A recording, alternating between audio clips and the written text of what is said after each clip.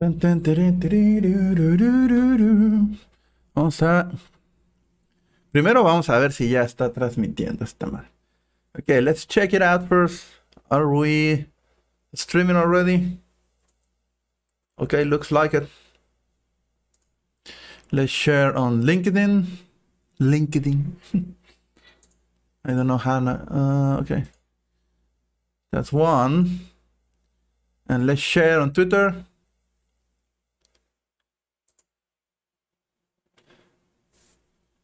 That's two. So, welcome back to the learning session for Python. Yesterday, I went to a mall to watch the Doctor Strange with a friend, the Doctor Strange movie with a friend, but it complicated, so I don't regret it because I went back to his house and we end up talking, basically. I am this close to just ask him to record a podcast with me, you know. That's one of my hobbies. Another thing that we did was to play, we play one game of Monopoly where he kicked my ass. And then we play one game of, one match of Risk, StarCraft. So there is a StarCraft version for Risk. And he kicked my ass too there. In my defense, I was really tired because we were ended up playing like half an hour maybe, and the setup was pretty much like 2 hours. We were setting up Risk for StarCraft, and we ended up playing for 2 hours. But anyway, so while I was on the mall, I watched some of these videos outside the stream. So let me refresh this a little bit. Okay, it wasn't much, so you just missed a couple of videos here.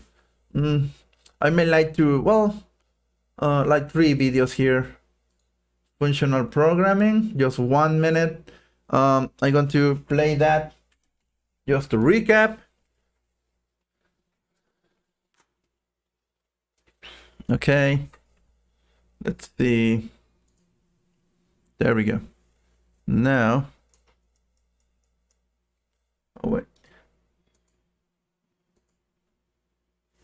Okay. Oh, APF, hello. How you doing? Now I am, oh, thank you.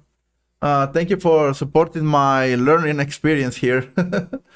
Yeah, I'm trying to learn Python enough to be able to build a lot of things that are needed. Okay, so let's play back this one up.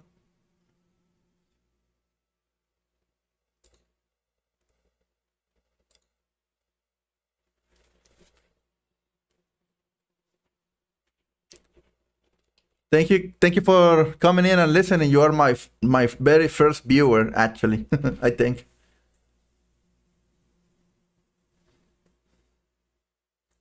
Okay. Now, we learned that as we started to write code that was just pure procedural code to something more organized, using something like object-oriented programming. And we talked about how we had languages like Smalltalk that had this concept of classes and objects to organize our code into these functional boxes. Of another paradigm called functional programming. And languages like Scheme introduce this idea of functional programming. Now remember, what? Organize our code. And up until this point, we learned about oh, come on. In the next couple of videos, I'm going to tackle this idea of what happened? Now, some of the concepts are different than object. Something happened here. Have to pick one or the other.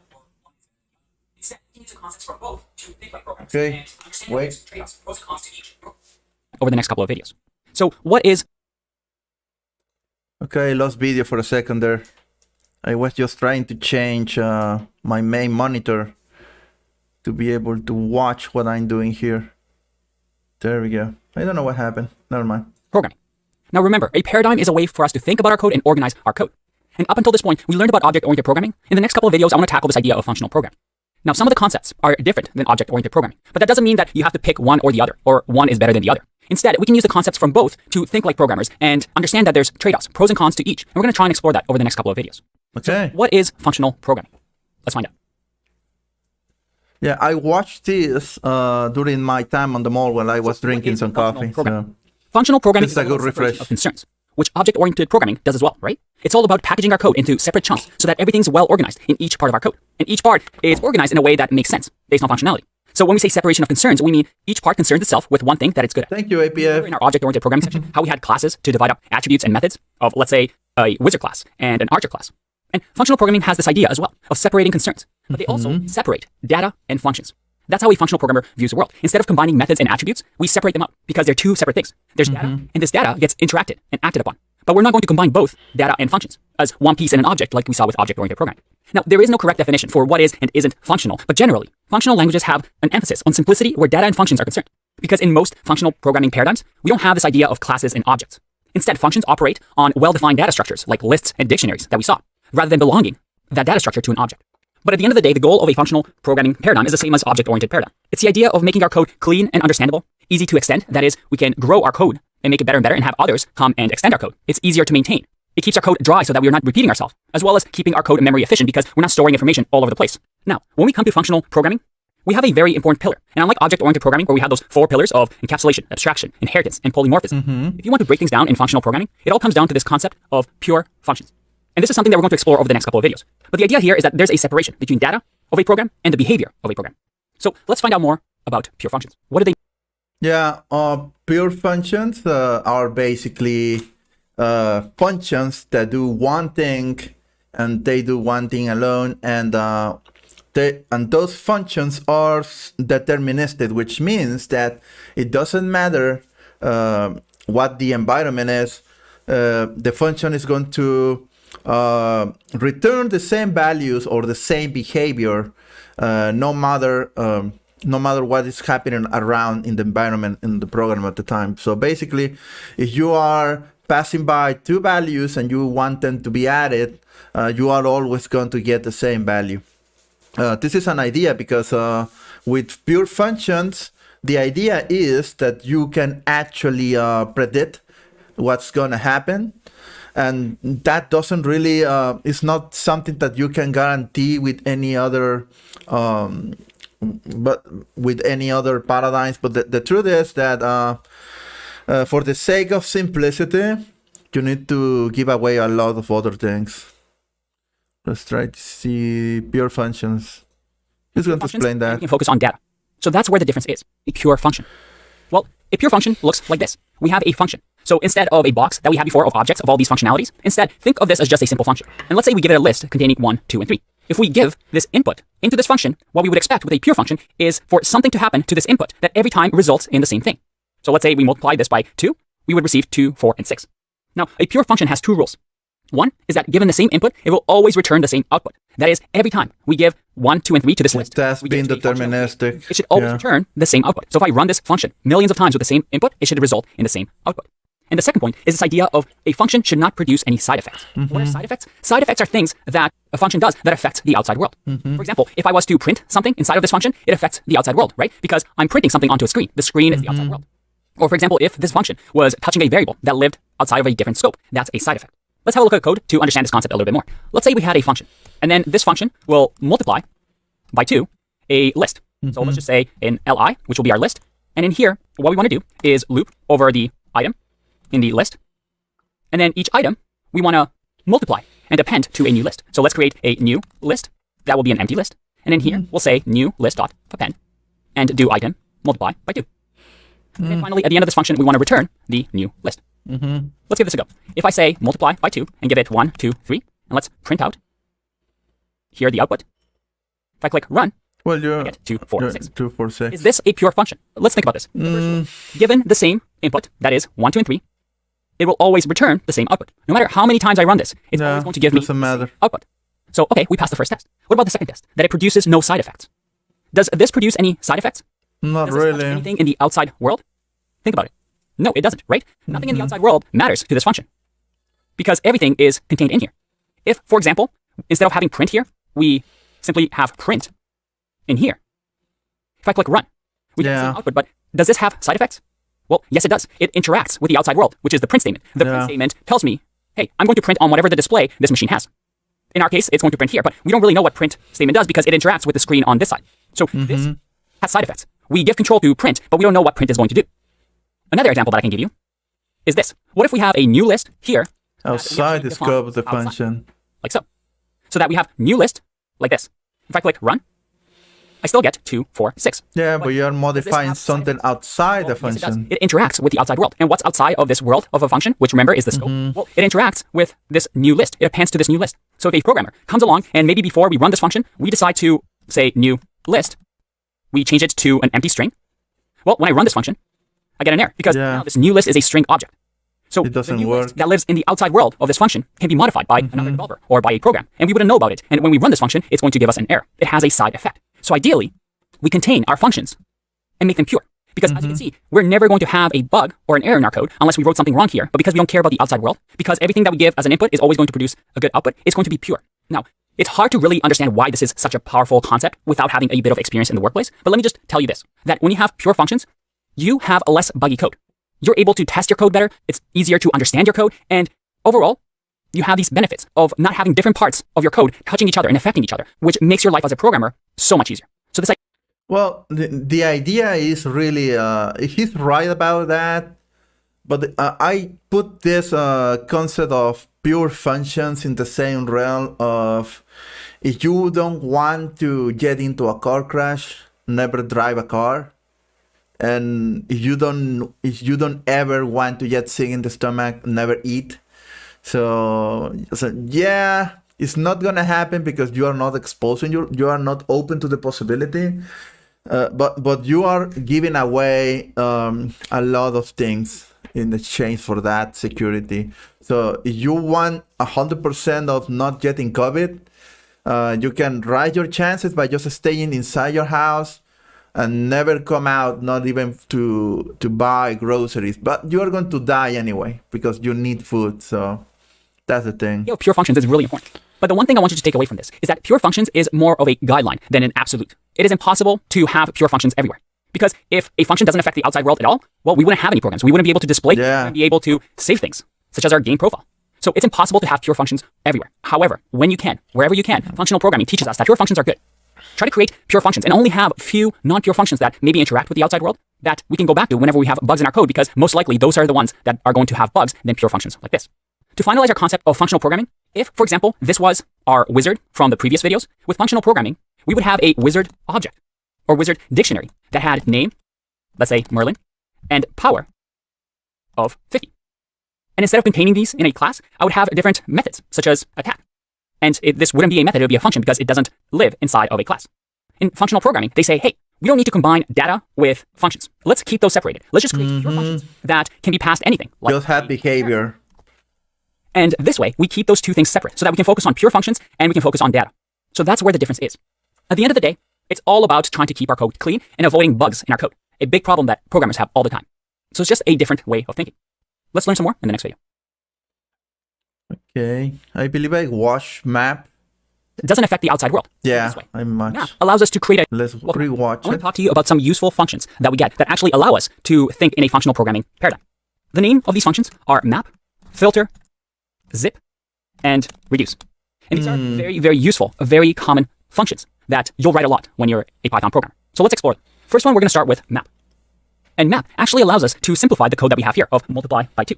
You see, with map, I have it available as a function, as a built-in function. And we see here that we give the first parameter a function, and then the second parameter is an iterable. A good way to think about it is we want to take some sort of action here, so a function, and then the data that we want to take action upon. So let's say in our case, 1, 2, 3. So what action do we want to take on 1, 2, 3? Well, we want to multiply by 2. So let's say multiply by 2. Now I have to move this down because we have to define the function first. Yeah, it's not going to see it. And run it like this. So instead of printing this, let's do print the map like this. If I run it, I get a map object at this memory location. And map automatically gives us this object that it has created in this memory. So in order for us to actually view it, we have to turn it into a list like this. Okay.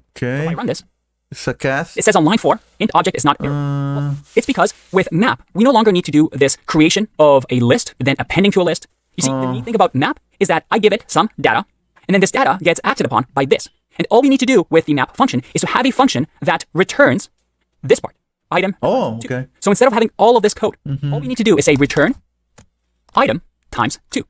So let's change this parameter to item and look at the code a little bit more in detail. So with the map, I say, hey, I want you to run the function multiply by 2. Notice here that I don't even have the brackets. Yeah, I don't call it. Map does it for me. Map just says, hey, just give me the function, I'll take care of the rest. The name of the function. The map is going to call the function for me. You're not saying, calling the function. When I call map, like this, I want you to use this function at this memory address and use this data. Remember our functional programming paradigm. We have data that gets acted upon. So we separate those two out. Now, this function is going to take each one of the items in our iterables. In our case, first time around, item will be 1, then 2, then 3. And then all we need to do is to return what effect we want to have on that item. In our case, it's 2. So by doing this, map automatically runs this function for us and loops through all the items in the iterable and returns for us a new map object that we're going to convert into a list. If I run this, I get 2, 4, 6. Now, here's the neat part. If I do, let's say, my list, and I say 1, 2, 3, and I change my list over here, my list, and also print my list. If I click run, you'll see that my list doesn't change. A pure function is a function that doesn't affect the outside world. In this way, it creates a new map object, and that's what is holding the new values. So my list is immutable, right? We don't change it, and all it does is it creates a copy. It returns a new list for us, but we don't affect the outside world. There's no side effects in this function. We're simply just multiplying item by 2, but creating a new list out of this. And every time we give it the same input, it's going to result in the same output. Very, very cool.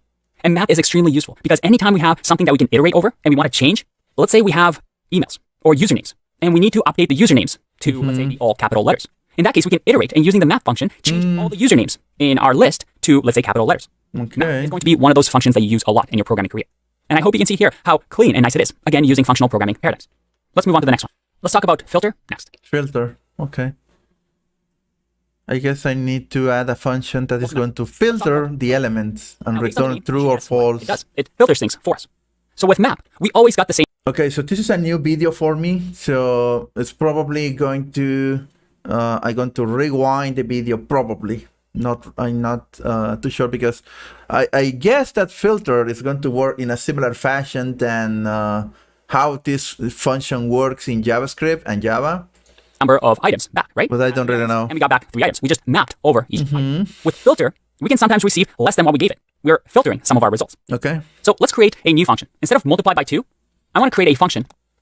In this function, what are we going to do to the items? Let's say if items are check if odd. So we're going to say, hey, are these numbers odd? And only return the odd numbers. So odd item is going to receive an item. And this item is going to be acted upon. And once again, we have to return something. What are we going to return? Well, the filter function is going to try and receive a true and false value or a Boolean value, whether it should be filtered or it should not. So yeah, just as I was guessing, you need to return either, you're going to evaluate the item and return either true to get the item inside the collection or false if you want to remove it. If we want to check if a number is odd, well, we can say item modulo 2 because modulo 2 is going to divide the number by 2. And if it equals 0, then it's even. It's even, right? it's true. So yeah. Doesn't equal 0. So if the remainder. I found a meme about this because let me see if I can get it really quickly. Yeah, because there is an npm meme number. There we go.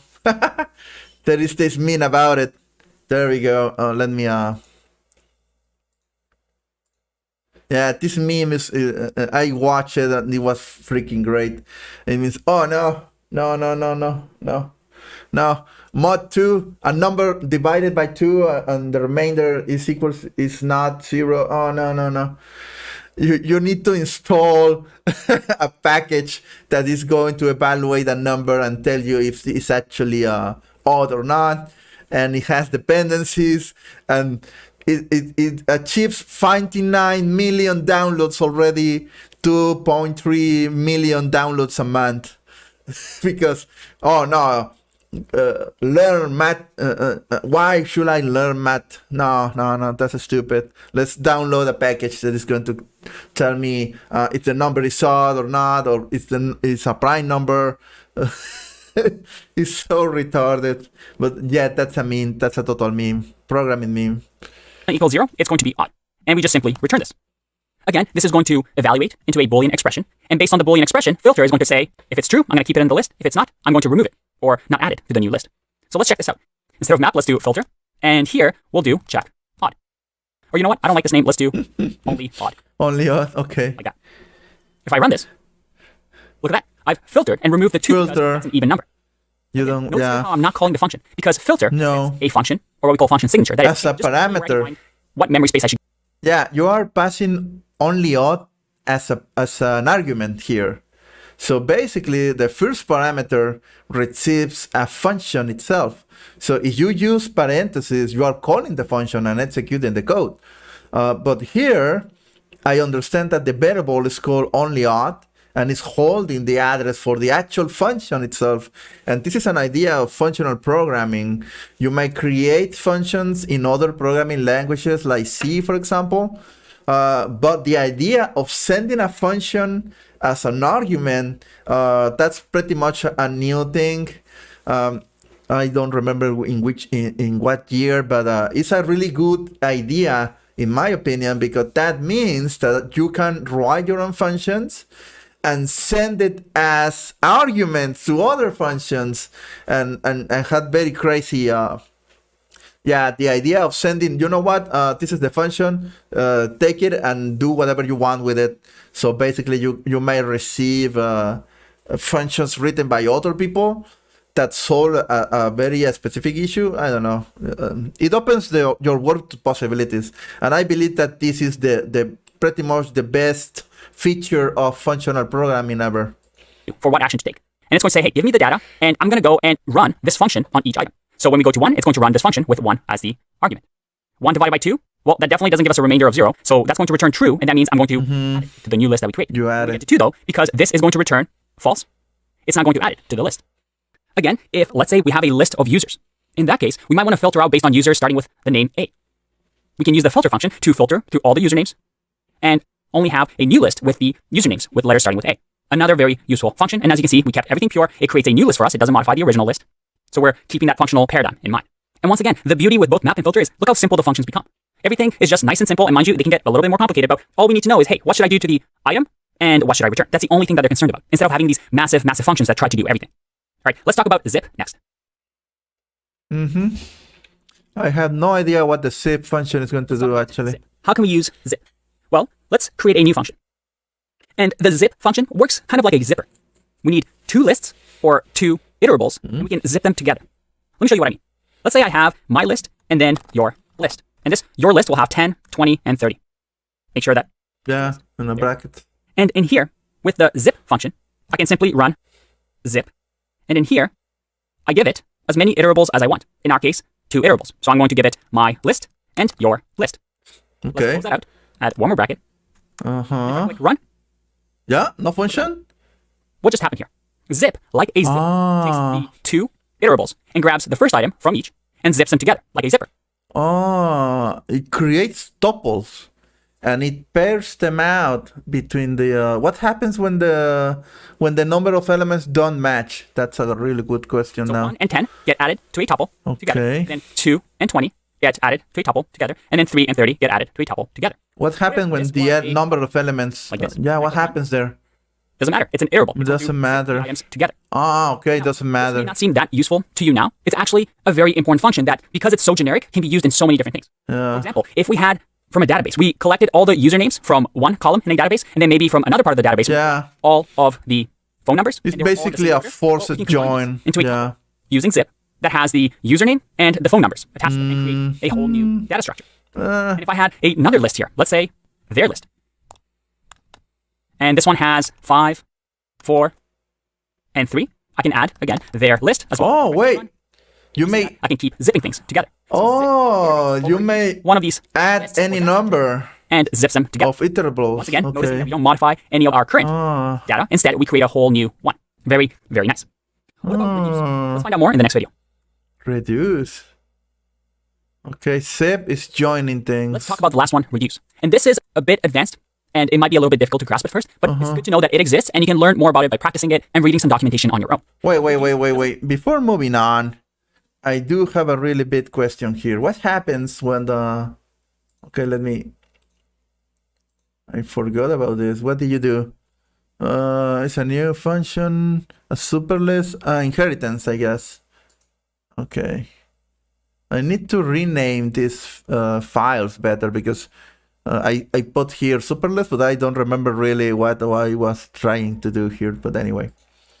Let's just add it to the repo and move on. Yes, I'm going to read you later someday. I'm sorry. Let's see, new file, and I'm going to use my brain for SEP. Okay. There we go. You're going to be because SEP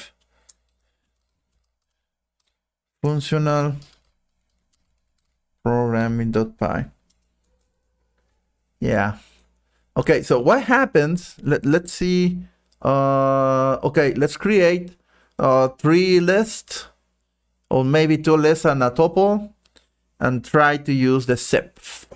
Okay, prints list zip is casting a zip as a list and printing it out. Okay, let's try to do that.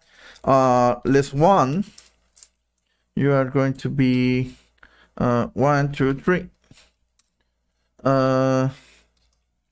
List 2, you're going to be I don't know, maybe strengths. Jorge, John, and maybe 3 strings, and a tuple 1, you're going to be a tuple, because just to spice it up. Who knows? What should I put here? Maybe a number referring to an age, maybe. I am 40 at the moment. I don't know, 20 and 15, something like that. Who knows? Okay, thank you very much. Yeah, I'm going to ignore Pylon right now, or not. My OCD is kicking hard today. Yeah, I'm lazy. Okay, so the idea here will be to use the zip. So let's just replicate the same thing. I'm going to cast it as a list in order to exploit the str function there, and I'm going to cast the zip as a list, and inside here I'm going to put just the objects, right? List 1,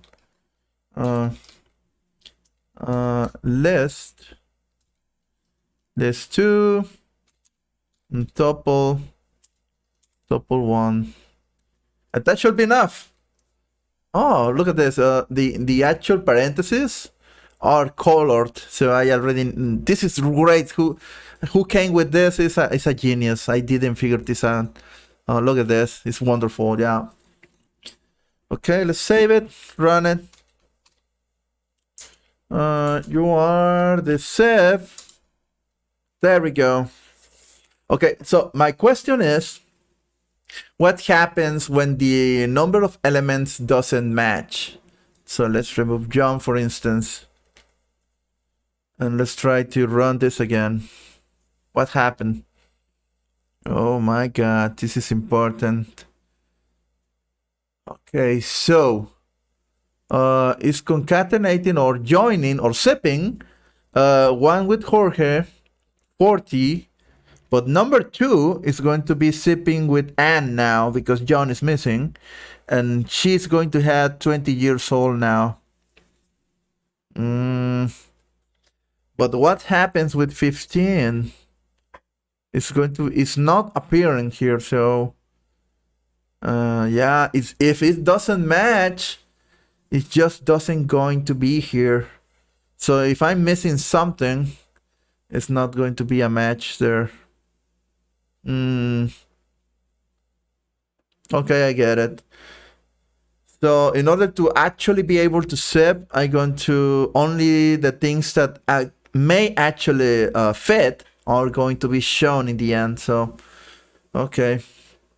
So I may have only 2 rows or 2 tuples in the end. That's why. Okay. Well, at least now I know. Let's add this one. Okay. I should memorize the copy relative path is Alt Control Shift C. Oh my God, I need an extra finger now. Well, now I remember. Or see. Oh my god. Okay. Okay, never mind. Let's continue. come as part of the Python built-in function. In order for us to use reduce, we have to do something like this. Now, you've never seen this before, and this is something we're going to get to in the modules section of the course. But essentially what's happening here is when we downloaded Python interpreter and the Python package, in our case, this REPL already does it for us, we can import something from these functools. And functools are what we call a tool belt that we can use for functional tools that comes with the Python installation. And from there, there's a specific function that we can import. So I'm saying, hey, from functools, from this tool belt, I want you to import the reduce function so that we can use it in our code. Again, something that we'll cover later on in the course. So for now, So that looks like importing libraries, something that I haven't remembered for quite some time. But yeah, because if you don't know how to do this, and you are not going to be separating your code. So which means that you may be really good programming, but you're going to end up with a very big code file. And you might divide your code with functions and whatnot, but you're going to end up with a very big file in the end. So importing is going to help you out, but I only have learned how to import things that already exist. My ambition is to learn how to create the libraries and import them back, so I can distribute my code easier and allow other people to actually read the code in an easier fashion. You know what? This file only contains one class or one function, and that's it. That's what I want to do in the end. just copy and paste this line. Next, let's remove some of our list. And here, use reduce. Now, with Reduce. we're going to need a few things. First, we need the function, and then we need the sequence, or the data. So what's the function going to be? First of all, What's a our data will sequence? be our my list. So I'm going to say my Okay, wait a my minute. list. Okay, let's see. Reduce requires a function, then a sequence, and optionally an initial value.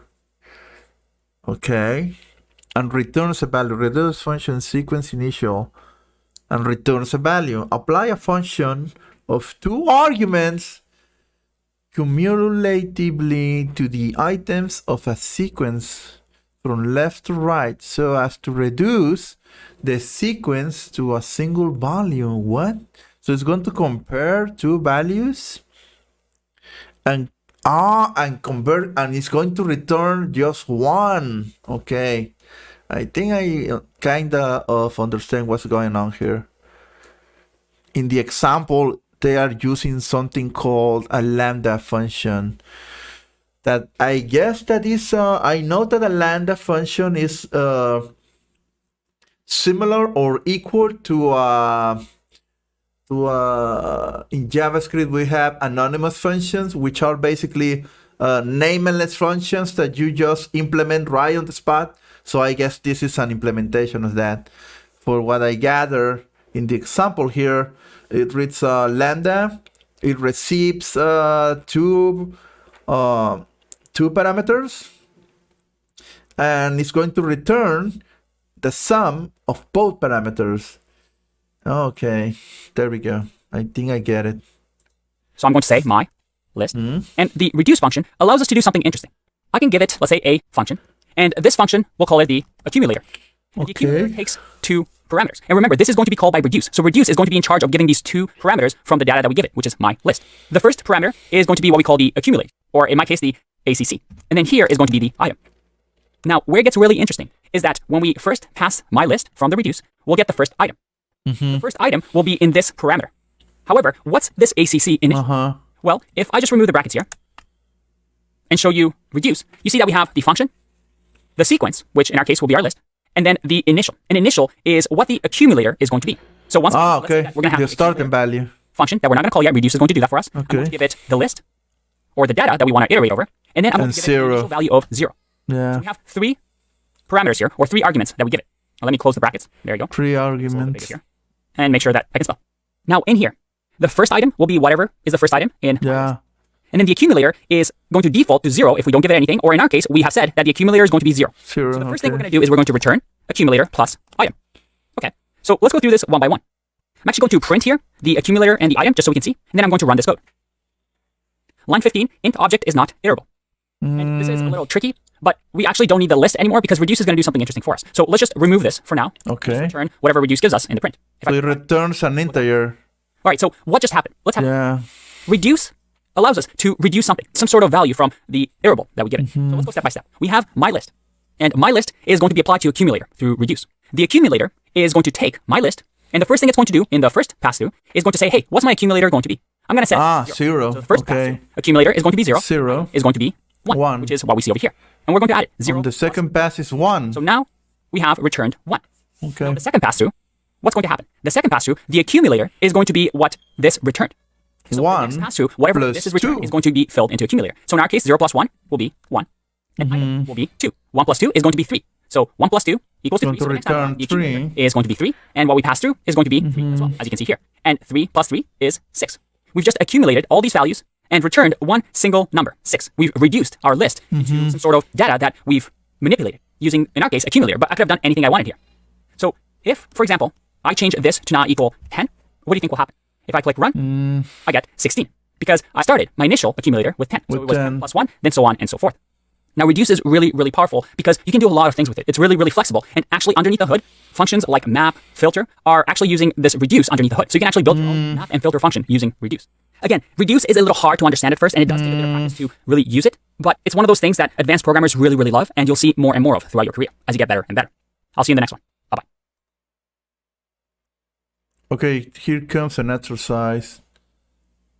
Okay, it's going to, now with what we learned about map, filter, zip, and reduce, let's do an exercise to make sure we understand them.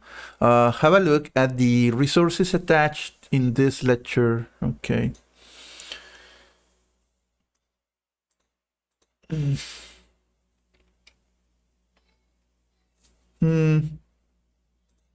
It's taking some time.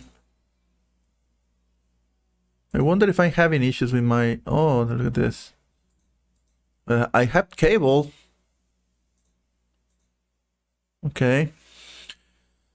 Let's copy the exercise and move it back here.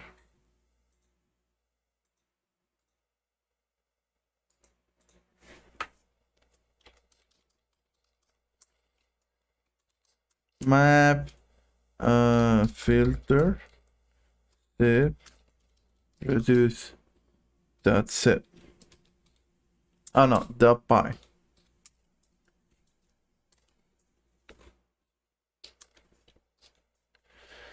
Okay, so let's see. From tools, import reduce. Okay, that part is already done. 1. Capitalize all of the pet names and print the list. Okay. Capitalize. So there is a capitalization function here. Maybe it's to upper. There we go. So that's the function or the method, may I say, I need to apply here. So I guess that what I could do is def to upper, maybe. I don't remember if the functions need to be in camel case. But let's try that one. Okay, so I'm going to say item and let's return item dot upper. I wonder if I can force this to be a string. I think since it's a method, I need to do this. If I wonder if I can validate the type here somehow. Anyway, that should be my function to upper, and then print the list. Okay, so let's print the map function that is going to execute the function on every single item. So I need to pass the function. It's called to upper, semicolon, and then the list, my pets. And I need to cast the map object that is going to return as a list with this cast function. And that should be the first. Okay. Let's see, view terminal. And let's see, Python 3 exercise map. And there we go. We got the first exercise. Okay, if it pretty much works. I wonder what happens when the value, it doesn't fit. For example, the type is an integer in this example here. What happens there? It's going to crash, I guess. There we go. I haven't learned how to do try-catch blocks on Python yet. So I guess I should not be worrying about this yet. Okay. So, okay, save it. And there we go. Next. To zip the two lists into a list of tuples, but sort the number from the lowest to the highest, I guess. Let's try to, there we go. This is better readable. It's readable. But sort the numbers from the lowest to highest. Okay. Sort the numbers from the lowest to highest.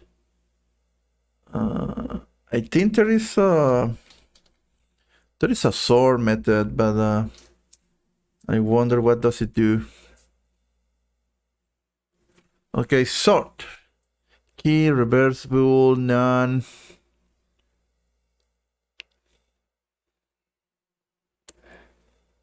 And return none. Okay. So it doesn't return anything, but it's going to sort the list. So I wonder if that's valid, actually. Let's see if my numbers are going to get. It doesn't return a new list. So my guess is that it's going to transform the actual object itself. Wait, why is complaining? Oh yeah, that's right. It doesn't need to be here. It actually is going to return nothing.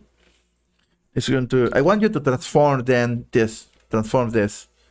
This should be valid. Okay, this is legal. It's going to return none. Yeah. But I think that it's going to transform the object itself. I think. So if I do this, it's going to execute it, and I'm going to print it out. It's going to sort the list and then just print the list. So the change is going to be permanent on the object itself. That's my guess. Okay. And there we go. I'm sorting this thing. Okay. I guess that if I'm going to sort complex types like objects from classes or maybe a dictionary, I guess I should write my own sort method here. But at the time, this is more than enough. Okay. Okay, it's already ordered, and I need to zip this thing. Okay. Okay, let's try to zip it right here. Well, actually, let's just. I already know that my numbers list is already sorted, so I just need to, as a list, I believe I need to cast it. Then the zip function, and then I need to pass the both on my numbers and zip it with my strings.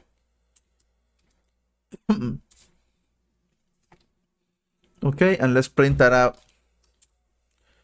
There we go. 1A, 2B, 3C, 4D, 5E. Okay, perfect. What else? Filter the scores that pass over 50. Okay. Wait a minute. I didn't. Well, I'm zipping values. I just sorted the list in the end. Okay. Here I need to write a function in order to filter out, because I need to evaluate this, that the scores pass over 50%. Okay.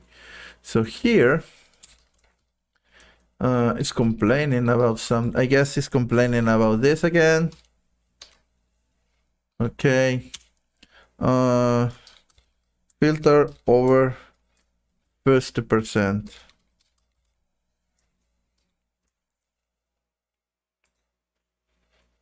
It will be filtered out over, filtered out, over 50%. Okay, what's complaining here?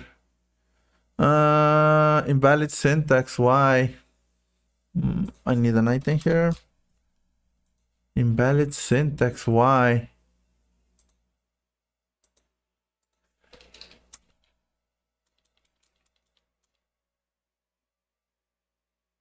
What I'm missing? Return true. Let's see. Okay, it could complain in something. Okay. I guess it's a little bug because the linter is getting angry. What happened here? 15% doesn't conform to the snake case naming. I knew it. Okay, this needs to be change. So recurrences. There we go. No. There we go. Violent. So it's a snake case. The filter 50%. There we go. It's not being used. Okay, so let's return if okay, let's just evaluate directly. Item is going to be, what's the condition here? If pass over 50%. Okay, if over, how is represented by an integer? Okay, it's greater than, is the item greater than 50? If it's equals, it's not greater than 50, then return, evaluate this thing, and there we go. And import it back. Okay. ¿Ah? Hola. ¿Qué es eso? Es mi pantalla verde para que yo no me vea ahí. Oh, y así doy Yo quiero mis streams. Mira, y ahí se ve. ¿Ya viste? ¿Qué pasó, mami? súper. Feliz de las madres. Mate.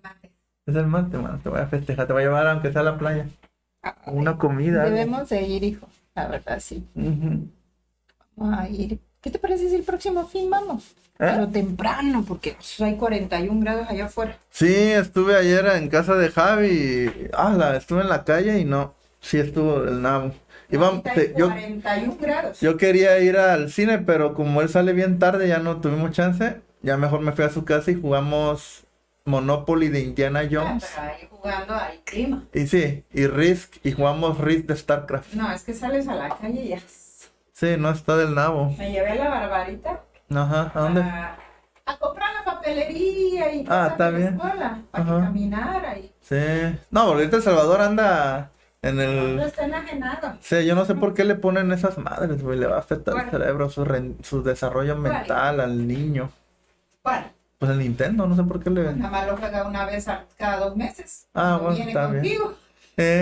Ya le voy a comprar uno. Cuestan como 5,000 pesos los que son así portátiles. Y ya. No, bien, y vio, ay, sí, que no sé quién, cuando llegó te andaba buscando, le dije. A mí o al Nintendo. Y dice, ay, no es. No. ¿Qué? ¿Y el De Nintendo? pronto yo le dice, ay, Ahí está. Ya se lo olvidó, a le huevo. dije, sí, pero hay que pedirlo. Ay. Ya lo pedimos y todo. Y yo dice, pero no tiene el juego. No Sí, me imaginé, por eso te hablé. Le dije, le voy a decir. Ay, sí, yo no sé. No sé, o ya sabía que te ibas a deslindar de todo ese pedo. Yo ahí sí. Me lavo las manos. Sí, sí. No, pero es que- y al Oye, ¿y qué vamos a hacer el día de la mamá? Porque tú vas a estar en el colegio, ¿no? festival. Y en el festival. Bueno, no es festival. Les hicimos que pinten con sus hijos Ajá. arte. Ah, eso está que bien. pinten con sus hijos. Ujú, que hagan algo, Les cabrón. vamos a hacer una Pues sí. sesión de fotos. Ah, Vamos a poner un banner ahí bonito para que Ujú. se tomen con sus hijos. está Y bien. les voy a regalar un florero con una frase Montessori, Y la foto. picado y flores. Pues sí, está bien. Ni en las públicas no hacen nada, ya no hacen nada, güey. Ya no hay dinero de nada, ya no Sí, mandan ¿sabes cuánto nada. me cuesta a mí hacer un Ah. evento? Sí. 15,000 pesos, porque todo está Su carísimo. madre. No, y se va a poner peor, ya viene la inflación ahora sí. De Ya, nada, ya. haremos clases, no haremos nada. No, pues hay que cobrar más. Pues Es ya que, ahorita es ya que esa se es la puede realidad, comprar güey. O sea, la inflación no nada más es ahorita, comida y gasolina. ¿por qué crees que se fueron varios? Porque ya Mm. subimos costos. Ya no puedo yo seguir al 50%. Pero pues lo van, sí, no, güey. Es que ya hay que cobrar lo que es, dijera mi El papá. que llegue, que pague lo que es. Eh, Y pues ahí vamos poco a poco contentos. Fíjate que me compré una cosa de estas. ¿ma? Sí, pero inalámbrico. Ah, Me duele mucho aquí. cómprate uno de estos, mira, que tienen así colchoncito. Este era de Ceci. Pero yo creo que porque me duele, porque estoy aquí. Se me hace que estás mal ubicado. Ajá, si Sí. estás así mal, Sí, sí. no, tienes que estar a la altura. Si no, ahí sí te va a dar Estoy haciendo carpa las al túnel. tareas. Sí, es que ese escritorio que tienes ahí en la oficina está re mal. Yo no me puedo ni sentar ahí, me pega Sí, la está madera. feo, Está feo, güey, pero pero bueno, ¿qué? Sí. Trabajo. pues sí. Mi vida, pues vamos al ratito. Sí, ma. Oye, ¿desayunaste? No, apenas voy a buscar algo de comer ahorita.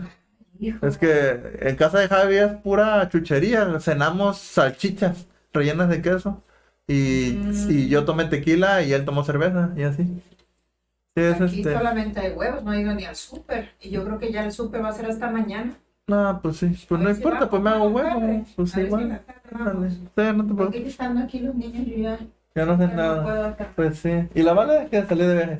No, Ah, está bien. lo que pasa es que ayer nos encontramos Mm, y ya empezaron los chiquillos, no queremos ir a casa de mi abuela. Ah. Y dije, bueno, un rato.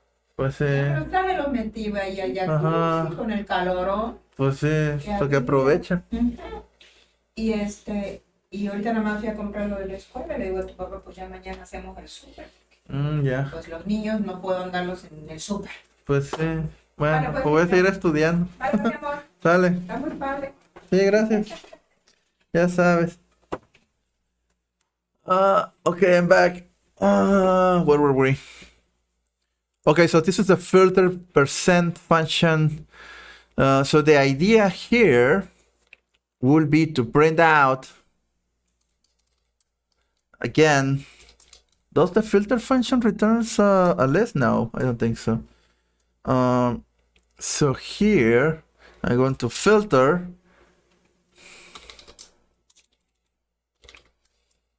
And I need to pass a function filter percent.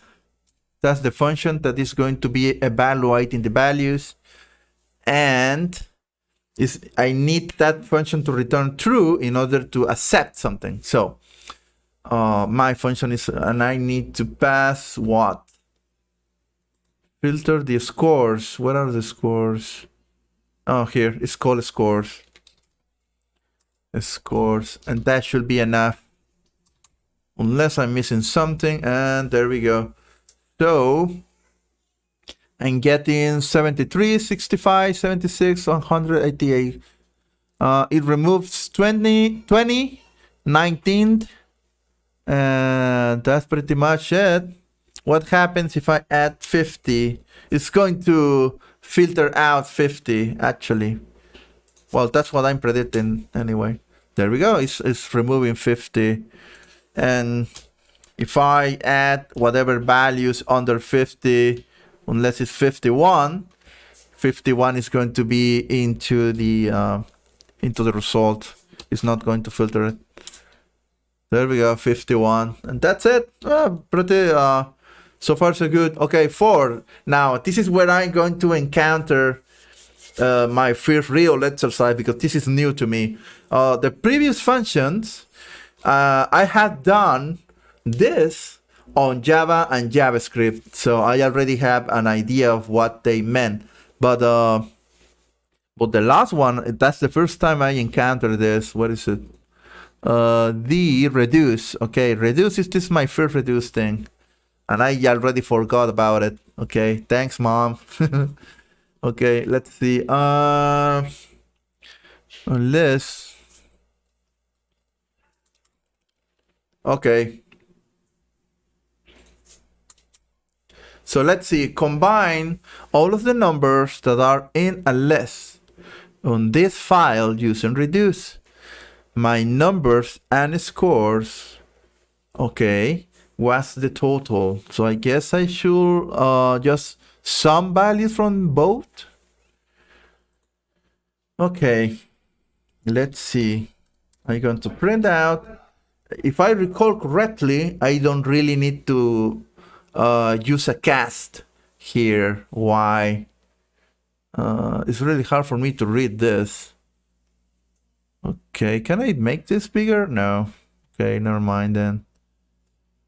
Okay, I'm trying to figure out where is the thing that is going to be returned. There we go. It's not returning anything, so... Okay. Oh wait, this is an example for print, never mind.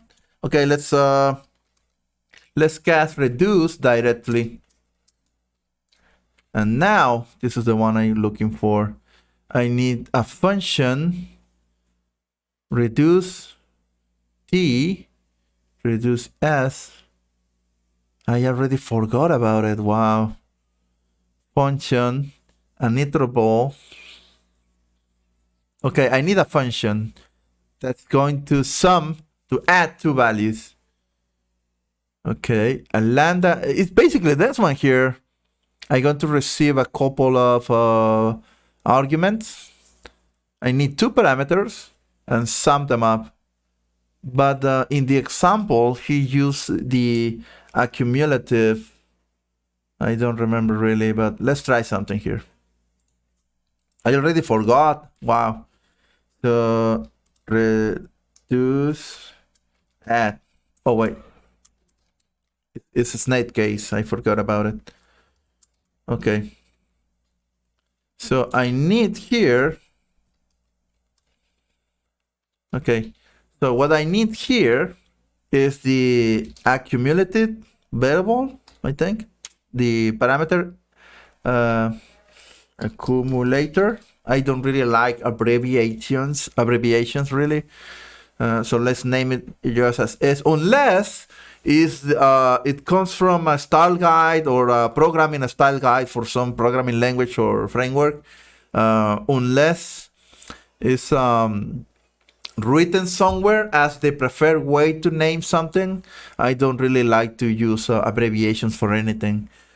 Reduce, add an accumulator and an item. I need two parameters here, and I need to return.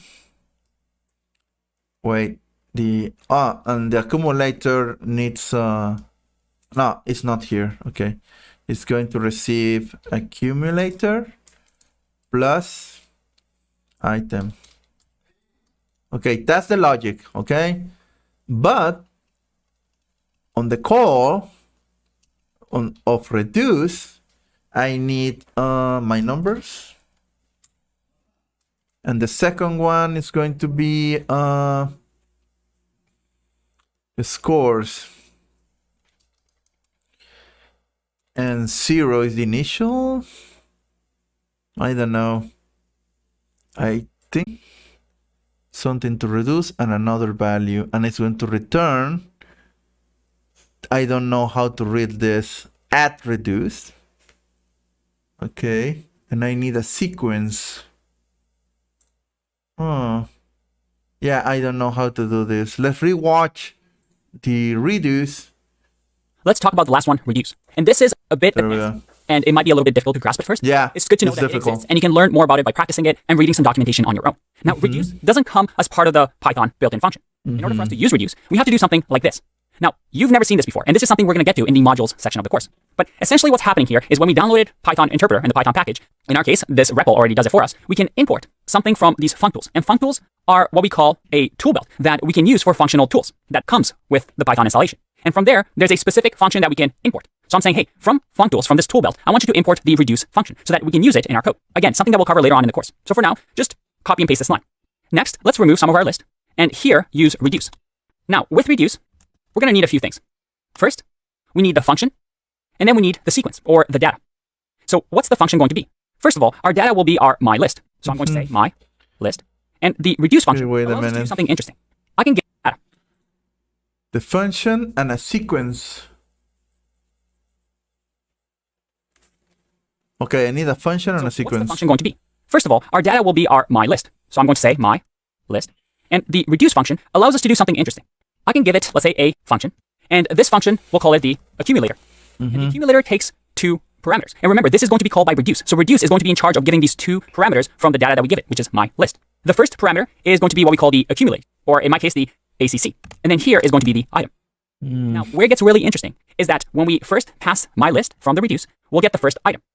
The first item will be in this parameter. However, what's this ACC initially? Well, if I just remove the brackets here and show you reduce, you see that we have the function, the sequence, which in our case will be our list, and then the initial. An initial is what the accumulator is going to be. So once again, let's say that we're going to have the accumulator function that we're not going to call yet. Reduce is going to do that for us. I'm going to give it the list, or the data that we want to iterate over, and then I'm going to give it an initial value of 0. So we have 3 parameters here, or 3 Okay. arguments that we give it. Now let me close the brackets. There you It go. needs to be called now. And make sure that I can spell. Now in here, the first item will be whatever is the first item in my list. And then the accumulator is going to default to 0 if we don't give it anything, or in our case, we have said that the accumulator is going to be 0. So the first thing we're going to do is we're going to return accumulator plus item. Okay, so let's go through this one by one. I'm actually going to print here the accumulator and the item just so we can see, and then I'm going to run this code. Okay. Line 15, int object is not iterable. Yeah. This is a little tricky, but we actually don't need the list anymore because reduce is going to do something interesting for us. So let's just remove this for now and just return whatever reduce gives us in the print. If I click run, look at that. All right, It so we'll returns just a have- list. Let's have a look. Reduce allows us to reduce something, some sort of value from the iterable that we give it. So let's go step by step. We have my list, and my list is going to be applied to accumulator through reduce. The accumulator is going to take my list, and the first thing it's going to do in the first pass through is going to say, hey, what's my accumulator going to be? I'm going to set it to 0. So the first pass through, accumulator is going to be 0, and item is going to be 1, which is what we see over here. And we're going to add it, 0 plus 1. So now we have returned 1. Now the second pass through, what's going to happen? The second pass through, the accumulator is going to be what? Okay, so let's try to replicate that. If I'm here, what is my function? Reduce add. Okay, the name is wrong. Okay, so I need. Okay, first let's take a look at the function. Okay. I have an accumulator parameter here and the item parameter. Yeah, but he is using the same thing. He's trying to print them out and he's basically adding them. Okay, but in the exercise, he's asking me on this file, combine all of the numbers that are in a list on this file using reduce my numbers and scores. Okay, what is the total?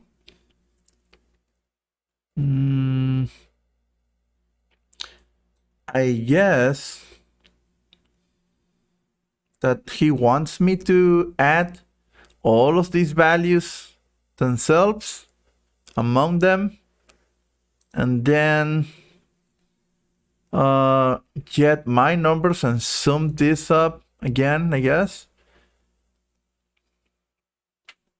I don't think I understand what he wants me to do.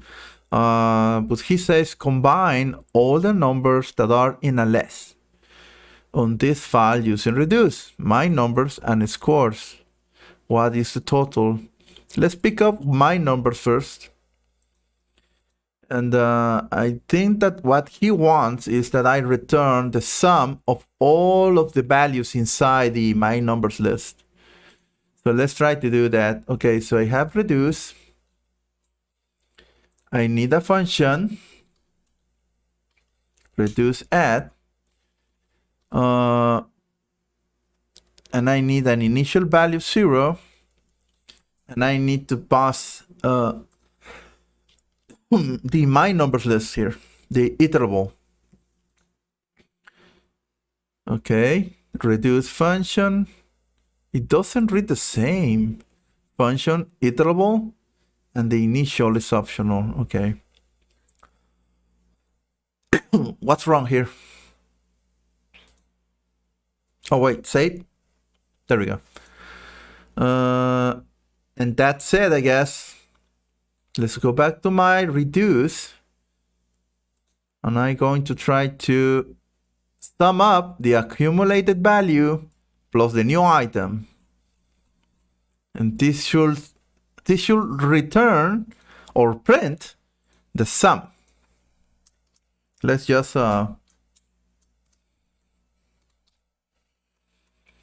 sum of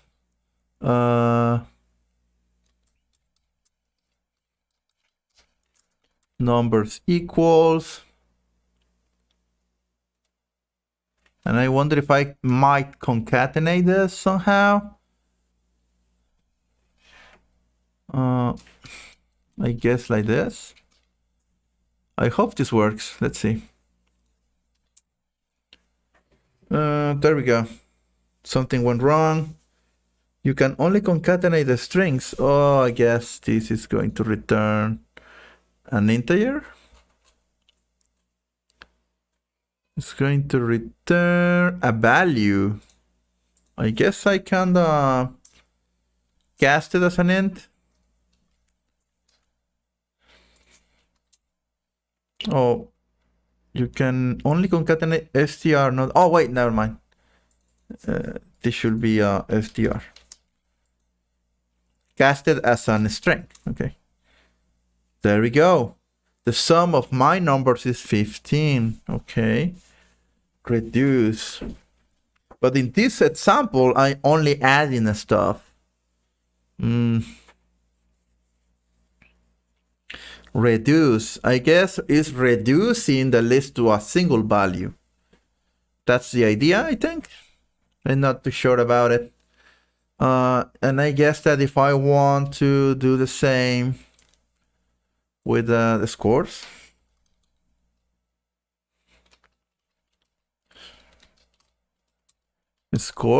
and it's going to do pretty much the same thing. There we go. 554, and that's it. Okay.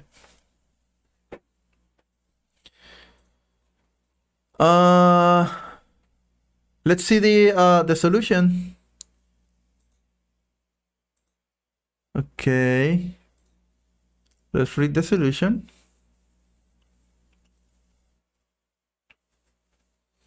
I'm wondering if my last solution is actually right, because probably I didn't understand the question really.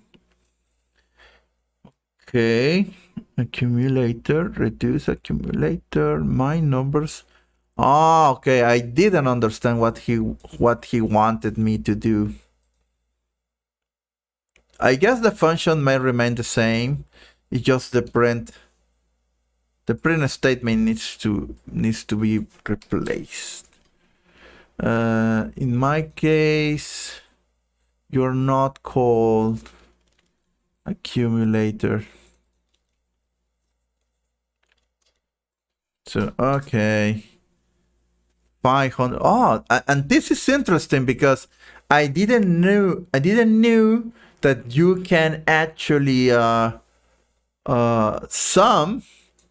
I didn't know you can actually do this. That you may have two lists and that you may actually just sum them up. Okay. Reduce add. I wonder what happens if I try to print this out. Yeah, this is a new one for me.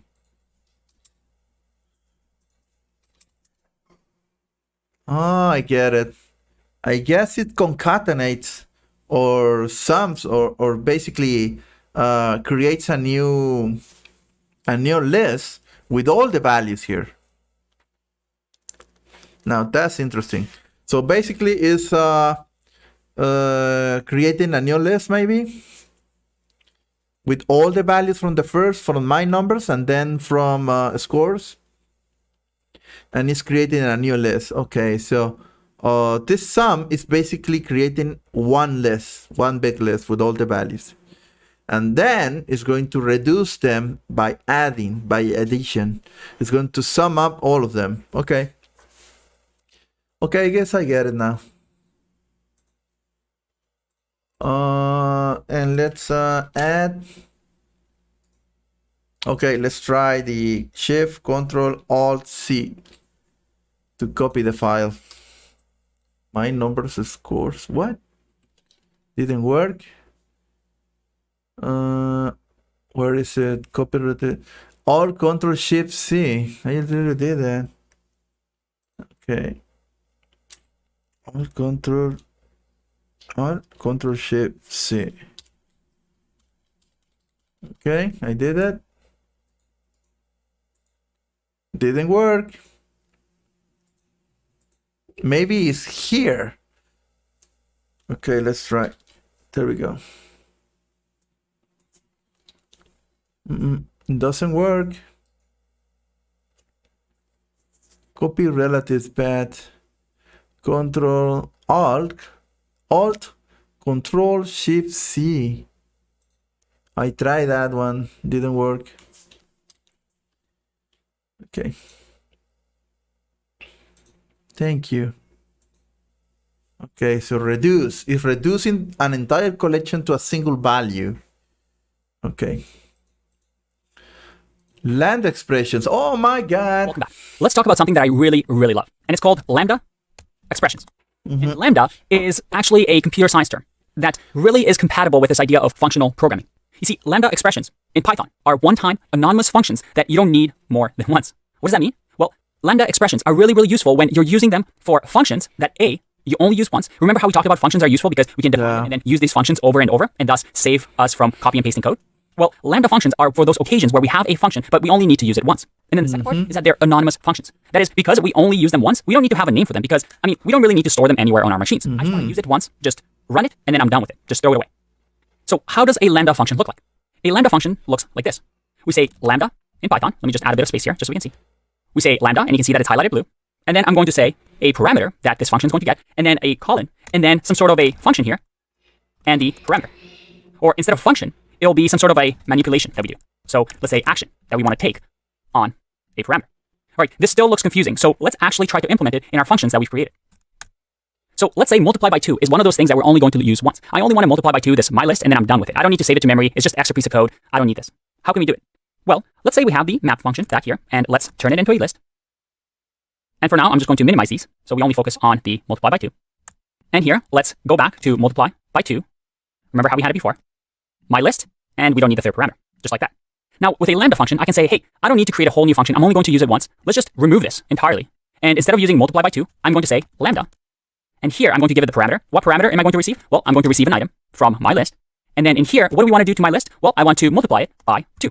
All right, could this work? Let's give it a go. I'm going to run. Whoa, did you see that? I didn't even use multiply by 2. As a matter of fact, I can just delete it. Delete it, and if I everything still works. Now, why is this? Remember, lambda expressions are one-time anonymous functions. There's no name attached to this function. This is the function right here.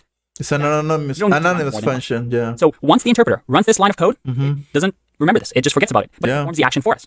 In our case, we're saying, hey, I want to create a lambda expression. I'm going to take an item from my list, and then I'm going to multiply that item times 2, and this automatically returns it. Again, the order that we do is lambda, then we give it the param, colon, and then the action we want to take. In our case, it'll be param, and whatever action we want to do. Like, so in our case, item times 2, and this automatically returns. How cool. Okay. This is a really nice feature of Python to keep your code really nice and clean and not clutter with. What happens when the function needs to do more things than just return a single thing, a single expression? That's what I wonder. Because in JavaScript, you're allowed to create anonymous functions just the same, but you create entire blocks of an entire block that you may use to do a lot of things, basically an entire function. So I wonder, how do you do that? Because I guess that after the semicolon, I wonder what can you do to implement a more complex logic there. All these functions. And other languages might not have lambdas, but they are anonymous functions. Again, something that we've discussed why they're anonymous. They're just like normal functions and even behave like them, but we only use them once and they don't have a name. But you can see here that it makes things a little bit clearer. What if we try to do filter now with a lambda function? Well, if you want, you can pause the video and try yourself, but it should be fairly easy, right? If I do filter, I can do lambda item, and then item, we'll just copy this. So the action that we want to take on the item is this. And if I run it, again, it works. How nice is that? No longer need this function either. Very, very nice. What about reduce? We use reduce with lambda? Sure, why not? Let's say here, we'll say reduce. I'm going to remove the list from here because we're just producing a single value. I'm going to say lambda item. Remember, reduce accepts two parameters, the accumulator and then the item. So I can just give it two parameters. Like Two this, parameters. and then say, what do we want to do? Well, I just want to add accumulator with the Plus item. So if I do my list here like this and I click run, But you need to set the... works as well. Yeah, how it's work. cool is that? Again, we no longer need the accumulator. Now we just have one line functions that I can just run. And immediately reduce the list. Very, Okay. very cool. We're going to be exploring lambdas a little bit more, especially in the comprehensions part of the course. So if you're still not 100% on them, don't worry. We'll have more use cases and why they're useful later on in the course. But lambda expressions, I really, really like. They make your code really, really small. However, they do make the code a little bit less readable. Yeah, There's a it's trade-off where way you get less really clever with readable. lambda expressions, but make your code really confusing to others. So you do want to be careful. Yeah. We're done. I'll see you in the next video. Bye-bye. Yeah, it needs to be used for specific situations Let's do where, it. for example, you need to pass a function that is going to be used just once for one specific purpose.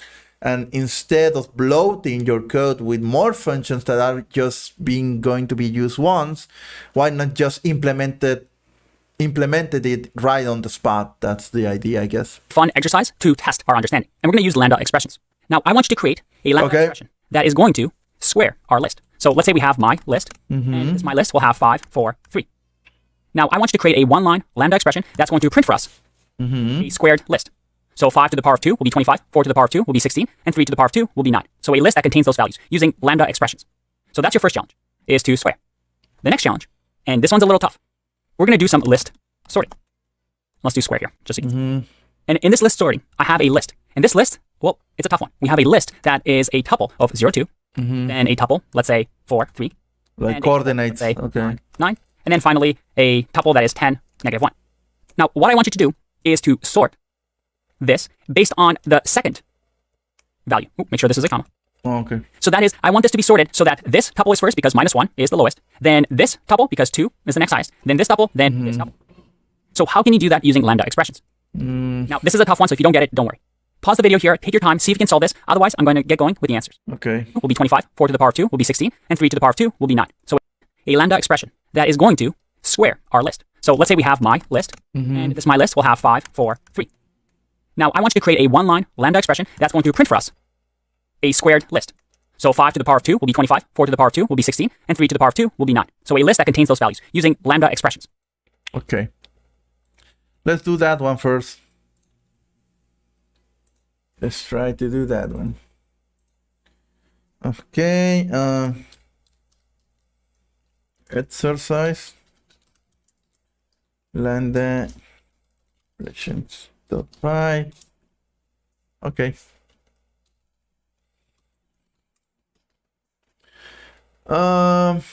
And he wants a list of values. My list 5, 4, 3.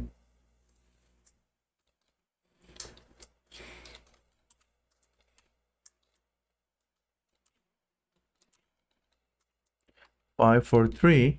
So he wants me to print out the square version of this one. So 5 is going to be 10, 4 is 16, and 9. Okay. So let's see. I may like to use lambda expression. Let's print out something first. And let's say lambda. And now I need the parameter. It will be the item to be used. And then oh wait, well, I guess I should use a map function and then pass the parameter, the function parameter. The second parameter is going to be my list. That's the collection. And I need to complete here. The first argument is going to be the function. So that's what I'm building this lambda function. And it's going to return the item square. I think I can do this at the power of 2, I think it's called. Yes. Okay, oh well, I need to cast this as a list in order to be able to print it out. And I'm missing a parenthesis maybe. There we go. Okay, let's see if I can do this. Python 3 exercise lambda expressions. There we go. 25, 16, and 9. So it looks clever. Just like I think about what I think about anonymous functions, and in this case lambda functions is lambda expressions, is the same thing I've been thinking about anonymous functions right from the start. Your code looks clever. It is shortened, but one big disadvantage is that it's less readable and it's not reusable. So if I, for whatever reason, I need to reuse this function somewhere else or call it again, then I will refactor this as an actual function. So as long as I only using this very same code once, I have no issues by using lambda expressions. The second I need to use this for something else, I need to refactor this thing as a function. Okay, what else? What was the second thing? So that's your first challenge, is to square. Okay, to square. And this one's a little tough. We're going to do some list sorting. Okay. Let's do square here, just so you can see. And in this list sorting, I have a list. And this list, well, it's a tough one. We have a list that is a tuple of 0, 2, then a tuple, let's say 4, 3, and a tuple, let's say 9, 9, and then finally a tuple that is 10, -1.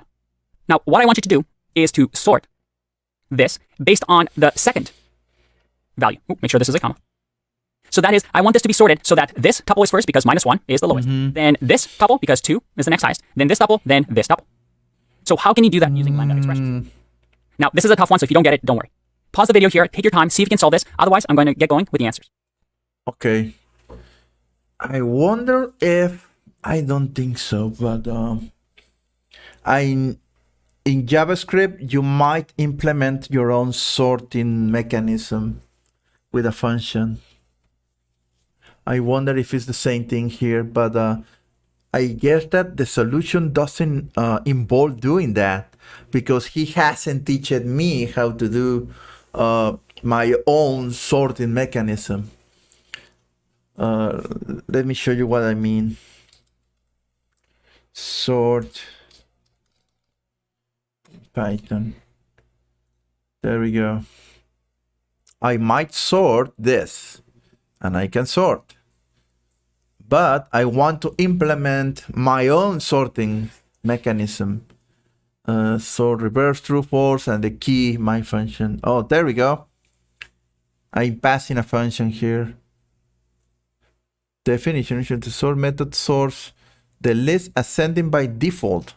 You can also make a function to decide the sorting criteria. There we go. As a function, there we go.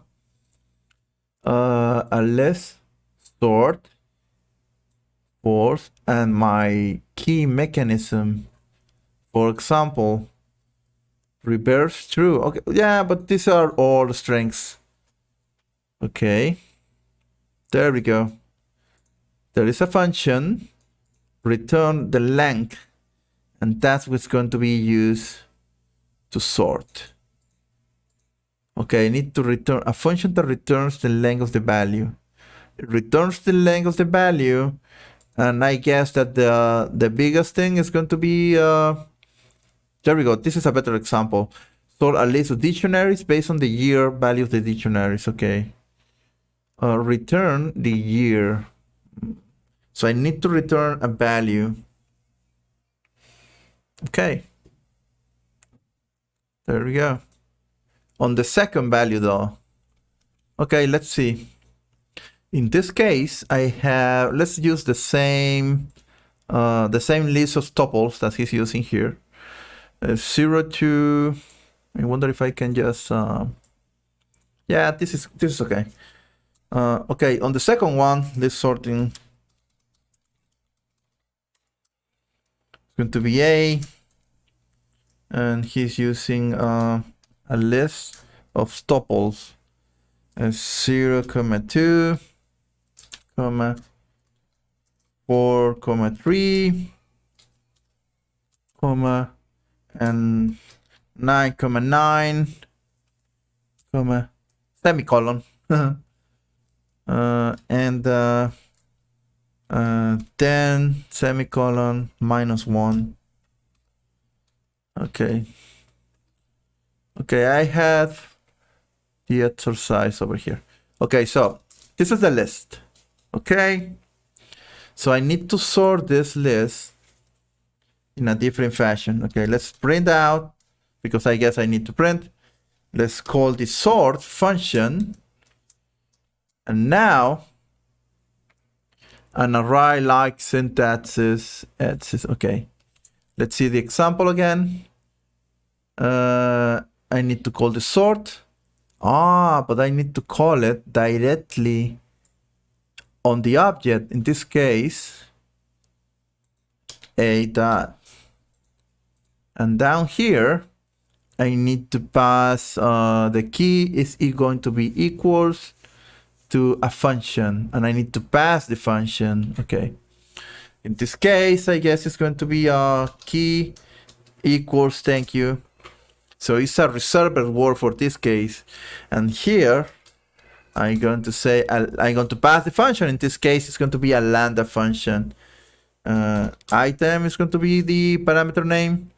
And I'm just going to return, since I already know that these are tuples with 2 values, I need to refer to the second value. Item, how do I select?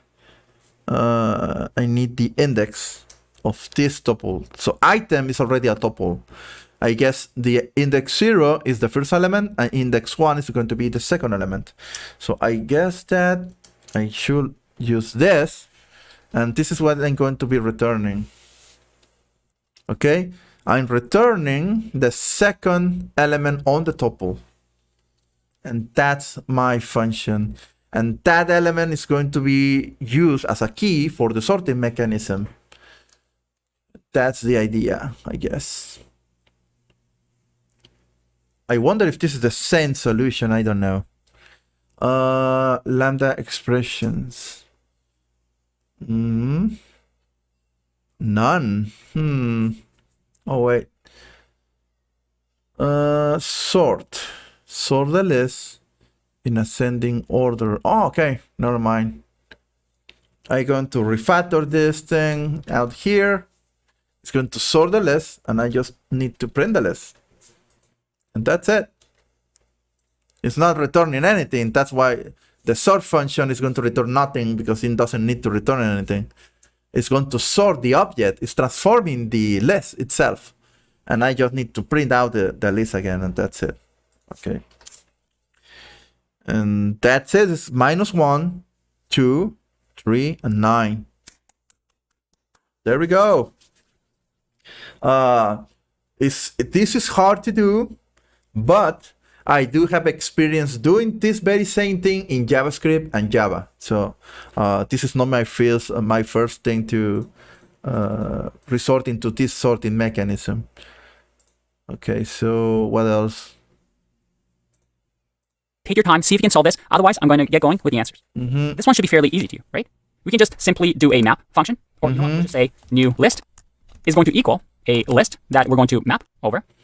And nothing we haven't seen before. I'm going to say lambda number is going to be number to the power of 2. And the list that I'm going to give it will be my list. If I run this, there you go. Nice and easy. Nice, easy one-liner. What about this one, though? This one's a little tough, and you really have to think about it. We've learned that we have the .sort method, right? And the sort, actually, well, let's see what happens if I just sort like this. If I do print a.sort and I click run, I get none because it modifies the list in place. So let's just print a after we have sorted it. If I click run, all right, it looks like it's sorted with the first key. What if we move this in here in the middle and click run? Doesn't matter. Looks like it's sorting it for me, but it's sorting it based on this first item. But I want Yeah. this second item, or what we call the second key, to be Yeah. a sorting factor. And if you see here, if we do sort, I have to give it a key. Key. And we want the key to be 2. Mm-hmm. So how can we do that? Well, we can do something like this. We can say key is going to equal Lambda. each one of the second keys. And we can use a Yeah. lambda expression here. We can say lambda. So the default parameter would be lambda of x, and then simply say x 1. Yeah. Let's go over this. What I'm saying is, hey, I want you to run this I- function. And the key for the sort function, I don't really like naming variables like a single character. If as much as simple the code seems to be, I don't know. I don't think that naming something X, A, B is useful. Even for exercises, I don't really think that is going to be useful. sorting through everything It's is less I want to readable, iterate over actually. each item that I'm going to get. That is, x is going to be this tuple, and I want you to use the value which we're going to return, which is the second one. So the key is always going to be by the second item. Now, if we run this, look at that. We're able to sort by the second item. Now, if you didn't get this, don't worry. This is quite tough, and it's hard for you to get used to the syntax or know that sort work in this way. But the goal is to show you that this is a common thing that you can do with lambda functions in a way to make sure that you can sort with different keys. For example, this would work with a dictionary or another list inside of a list. This is a common way to adjust your sorting, and it's a pattern that you just have to remember. But it shows you the power of lambda, where we don't really have to write these complicated functions. If we really just needed a one-time function and just a function that returns something simple, lambda is a great tool to use. But if you didn't get this, like I said, don't worry. This is one of those things that you'll just have to remember. Let's take a break, and I'll see you in the next one. Bye-bye. Okay. List comprehensions. Oh my god, what that is. I don't know. Let's talk about something that's quite unique to Python and makes things really, really nice as Python programmers. And it's called comprehensions. It's one of our key terms. Comprehensions. What are they? Well, they're actually called list comprehensions or set comprehensions or dictionary comprehensions. And these are some of the data types that we have in Python. And we're able to use comprehensions with these 3 data types. By the way, as I'm recording, there are some birds chirping in the background. I thought it would be nice to just record with birds chirping in the background. I think it'll be peaceful for you. If you get annoyed, I'm sorry. But hey, the birds have to have fun as well. Okay, so what are these comprehensions? Well, they're a quick way for us to create lists or sets or dictionary in Python instead of perhaps looping or appending to a bunch of items to lists. So let me show you. Okay. Instead of doing something like my list equals an empty list, and from here I'll do something like for character in hello, my list dot append character, just so I can create this list finally. So let's say my list, and we'll print this out. I created a list that contains the characters from hello. All right, but is there a faster, cleaner way of doing this? And yes, there is with list comprehensions in Python. Again, it is quite unique. You don't see it in a lot of programming languages, but people that use Python really love this feature, and I do too. So how can we do this using a list comprehension? Well, the format we're going to follow is like this. We're going to say param for param in iterable. So when I say param, I mean parameter, or in our case, it could be a variable. So we can name it whatever we want. So let's name this character, like we did in here, and then character, like we did in here.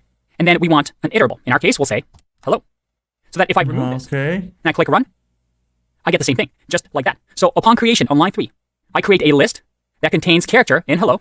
I do a for loop in here, and I create the list.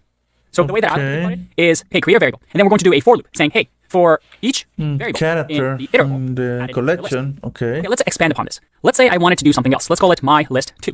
And I want to create, let's say, a quick list with numbers ranging from 0 to 100 or 0 to 99. How would I go about doing this? Again, using this comprehension, I'll say number for number. And then what's the iterable I'm going to use? Well, I'm going to use range. say 0 to 100. Yeah. So if I click run here, look at that. Okay, Long I list guess. pre-populated with all these numbers. How cool is that? Okay, but here's my challenge to you. What if I wanted this, but all the numbers should be multiplied by 2? So I want a list where this equals to 0, this is 2, this is 4, this is 6, this is 8, this is 10, so on and so forth. How can I do it? Well, we can actually expand upon this so that my list 3, this time around, will use the same for loop that we did before, like this. But instead of just the variable, this is now an expression of how we want to act upon each character. Oh, Just like we saw in lambda expression. So I can now say num times 2 for these items. So now if I do my list 3, hey, check that out. That's pretty nice, isn't it? Okay, let's make it even more challenging.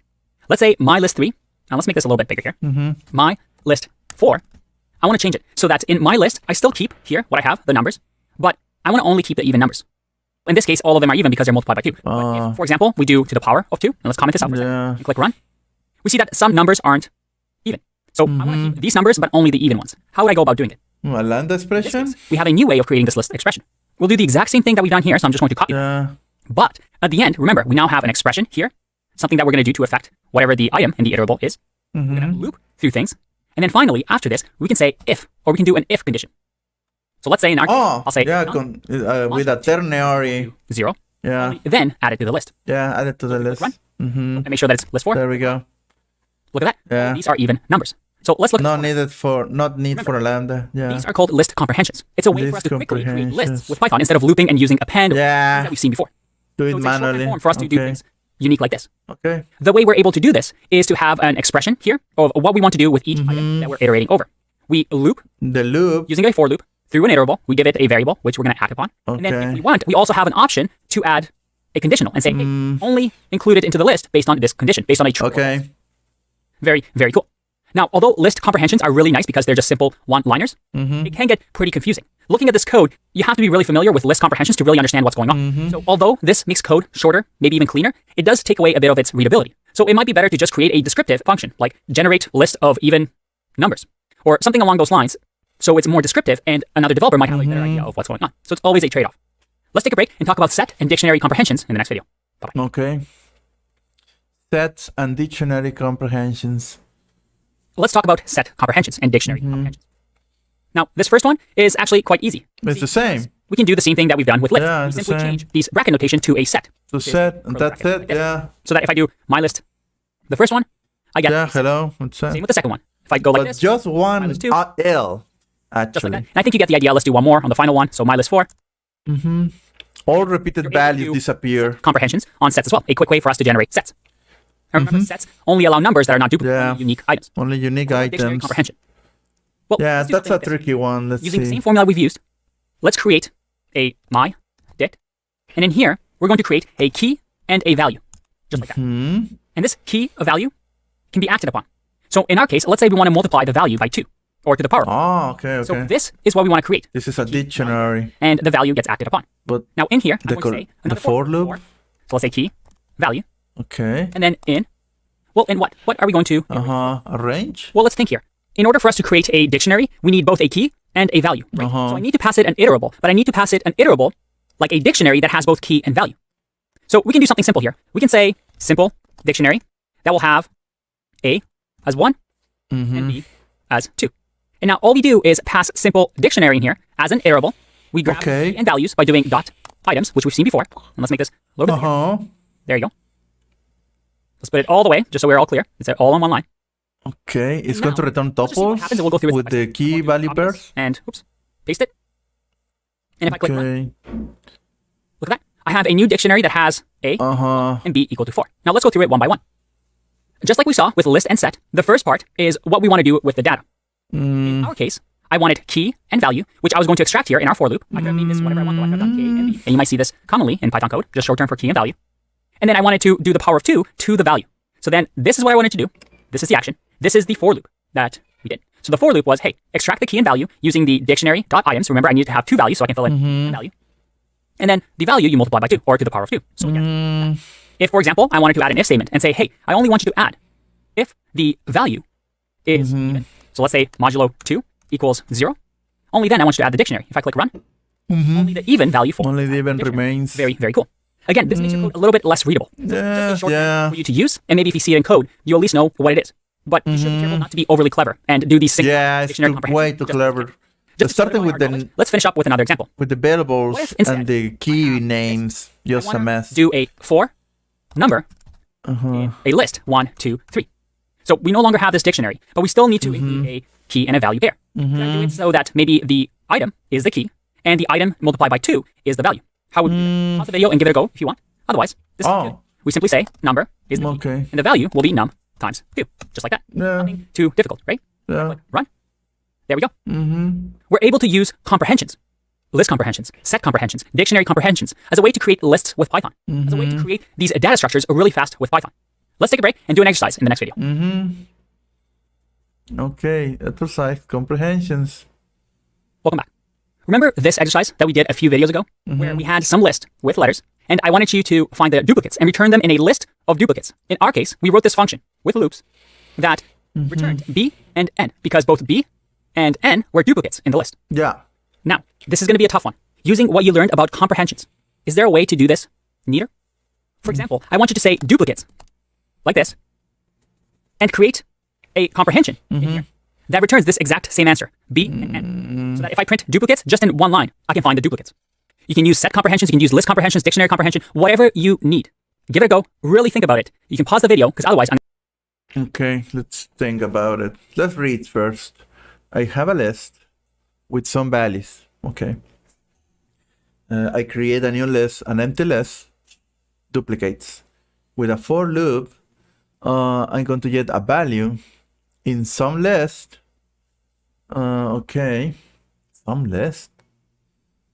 Okay. But okay, some list is the one on the top. Okay. Is some list dot count, and it's going to count values in the list. Oh, okay, it's going to count the values. Okay. Count is greater than 1. Then it's asking if there is how many values of this specific item are. If it's greater than 1, that means that it's a duplicate. There are duplicates. If value not in duplicates, okay, then it's going to append the value into duplicates. Okay. Duplicates append, which is basically not going to append any duplicates at all. So the name is okay. And then print duplicates, and I'm going to get, oh wait, no, it's going to actually print all the items that are duplicates actually. Okay, B and N, yeah, okay, it's printing duplicates. I got it wrong, never mind. Okay, so it's going to print out duplicates, and now I need to create how is it called? List comprehension to reproduce this same behavior. Okay, let's try something here. Okay, first, let's close this one.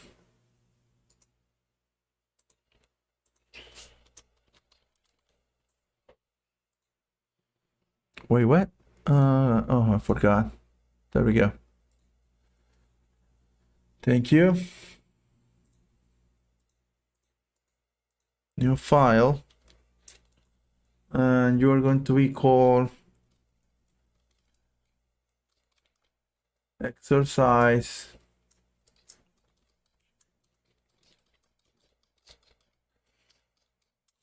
list comprehensions.py. So I wonder if I have that already. Class attributes.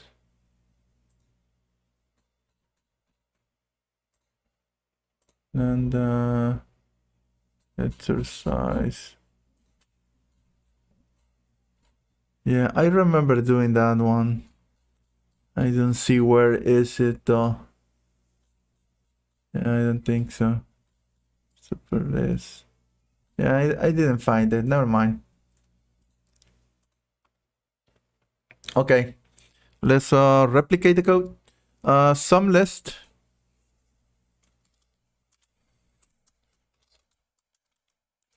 And you are going to be a list of repeated values of A, B, C, B. So you're going to be A, B, B, C, B again, D, M, and double N. D, M. Okay. D M and double N. Okay, I already had my list, some list. I don't need to write this one here. I just need to create a list comprehension to replicate this. Okay, let's try it out. Let's think. So, what's the name? Duplicates. I need for duplicates.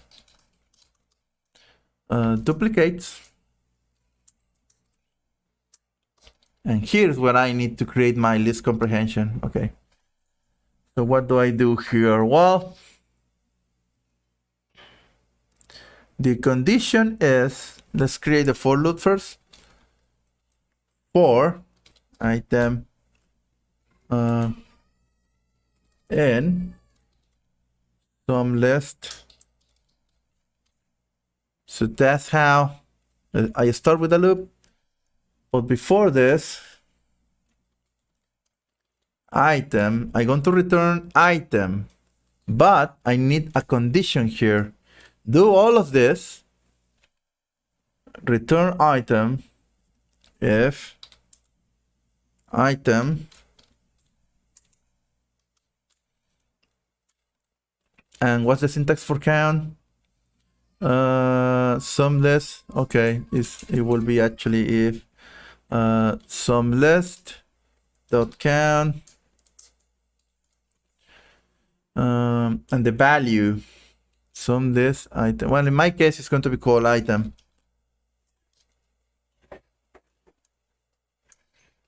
If this thing is greater than 1, that means it's a duplicate. Okay, so I guess that should be it. If that's true, then pick an item from some list and put it on this list comprehension. That's the idea. And now I just need to print out the duplicates. Okay, so let's see if this thing works. Exercise, oh wait, Python 3. Exercise, list comprehensions, and B and N. So, oh, it's adding them. Well, I have a bug here. I'm duplicating the items more than once. So, in the example here, he's creating a duplicate more than once. Its values is not in duplicates. Oh, okay, so I might need to add at this second evaluation here. I need to ask if the actual value is already or not on the duplicate. So it's going to be less readable, that's for sure. So okay, let's try to do this then. And here, if, and this is the condition.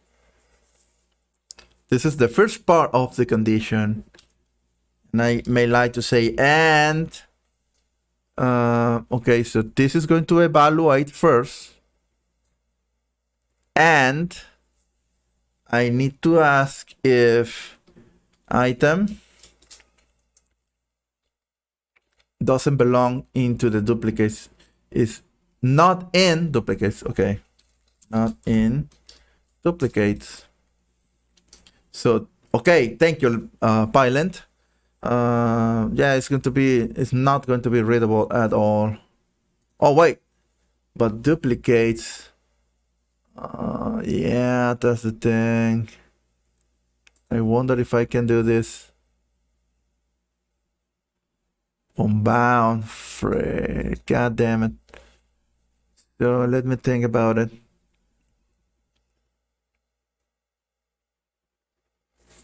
Okay, let's try that. Let's see what happens. Pylent is complaining. There we go. It's not defined because it's going to be used inside the list comprehension. So how do I get, unless I create a copy maybe? Because no, this is the thing. Okay.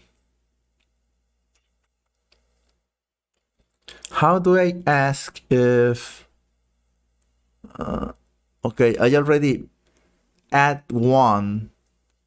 So the first time, can't, okay. And I don't want to modify the original sum list. That will be cheating. Okay, so how do I ask if the item is already or not inside duplicates? An item. What I might do is create the lazy solution would be to create this as a set. And the mechanism for sets is going to fix the problem for me like this. And I don't need this. Why?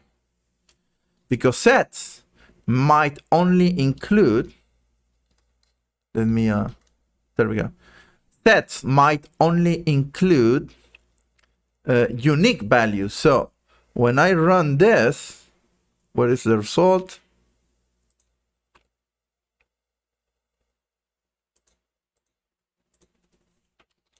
Okay.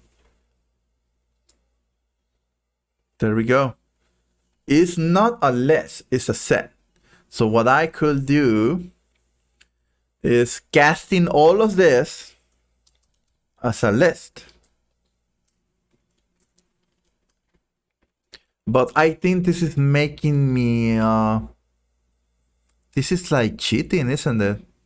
Because in this case, I could just save myself from doing all of this and just encapsulate this is as a set and then cast it again as a list, and that's pretty much it. Yeah, there we go. Yeah, how do I evaluate if the item is not already inside here? If okay, it's going to +1. But I might not ask. Okay, I guess I'm going to see the solution here because I don't really know. With the answer. What I'm going to do is let's remove this Yeah, and sure. start here. Now, the first thing I want to do is I want to create a list comprehension. What should I do here? Well, first, I know that I'm going to create a variable. So let's just call it x. And here, I'm not going to modify any of this. I'm just going to keep x the way it is. So x is going to represent a, b, then c, then b. Yeah. And I'm going to loop over and say for x in the list, sum list, I want to only add the items that are repeated. So how can I check for that? Well, we can do an if statement. And in here, I'm going to say, well, sum list dot count. Remember, count tells us how many times an item appears in the list. So we just give it the x parameter, so a, to let us know, hey, how many times does a appear in the list? How many times does b appear in the list? How many times does c, does b, so on and so forth. And our if statement should check if the number is greater than 1. Right? So let's see what happens when I return this. If I click run, look at that. I get b, b, and n. Yeah. All right, that's good. That's what I'm stuck. I want to only have them once. I Just only need once. B and n. I don't need to know that, well, I don't need a list of 4 letters. So how can we do this? We know that we can create a set like this, right? I can say set, He's cheating too. so that the entire list gets turned into a set. So we give this to the set, and then what happens? Oh, and this needs to be brackets, right? Because this is a function. So this is the set It's a function that Python function. gives us. So if I run this, look at that. I have n and b. Almost done, because, well, this is Yeah, a set. I this asked you is to return me a list. for a list. So what should we do? Well, we now can create a list out of So he's cheating too. It's the same we have our solution. duplicates all in one line. Mind you, a very long line, and maybe this isn't the most readable code, but that's pretty cool. Now, this is a tough one. Maybe you didn't get it the first time around. It's okay. This is just something that you have to practice. You have to do a bunch of problems. So basically, I got the same answer, but yeah. So my question is, how might I evaluate the contents of duplicates while I'm running this? Yeah, that's the question. How do I ask? I guess it cannot be done because it's not bound, because I'm inside the in this case the set comprehension, so it doesn't really exist yet because it's running the comprehension before I know how. I need to, yeah, I think I have a solution here. What about if I create duplicates as an empty list first? Then let's comment this out. Well, later. Let's copy it, paste it. Now let's comment this out. Now I might ask, okay, well, duplicates already exist now. So maybe I'm not going to cast this. I'm going to create a list comprehension. There we go. And now I might ask, and item is not in my list, huh? Some list. No, wait. On duplicates. There we go. Save it. is complaining about something. This was not closed. How? I am closing you. Yeah, in the end. Okay, let's see the and you'll get used to if value not in duplicates. Okay. This is doesn't doesn't belong here. There we go. So duplicates already exist, so it's bound to something, and it's a list.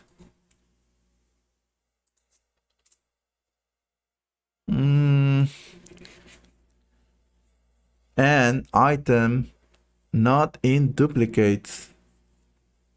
So it's not into, oh my god. So I guess that the list comprehension is running, but it needs to finish execution entirely before actually modifying duplicates, which means that at the time of the run, this thing doesn't really it's not adding one by one and then moving to the next. So basically it's going to create a new list, and every single time I am evaluating the contents of duplicates, I'm never going to get anything. So okay, I guess, well, I guess I cannot escape the solution in the end.